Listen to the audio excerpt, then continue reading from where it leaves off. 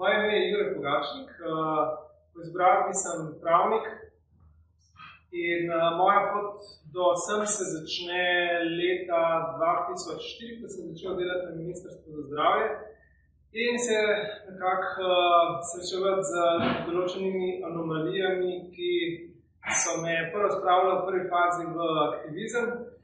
V glavnem sem se ukvarjal z cepljenjem in z kršenjem človekovih pravic v tem sistemu.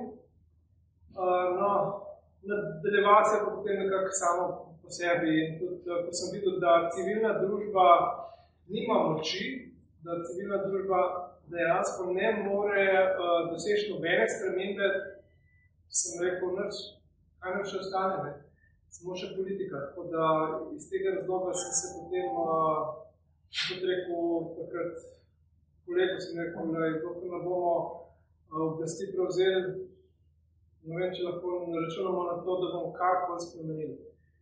Tako da ukvarjal sem se pravi zadnjih 17 let se ukvarjam z cepljenjem, prej sem se pa ukvarjal še z gensko spremenjenimi organizmi, bil sem svoj zaposlen v Umanoteri in z pravicami živali. Tako da mislim, da moje nekako vodilo je to, kar bo oblast ne samo dopuščala, ampak to tudi spodbujala, to mero zastrupljanja z spornimi tehnologijami, koliko smo je pričali zdaj, koliko časa pač nam noben zdravstveni sistem ne more kaj prida pomagati.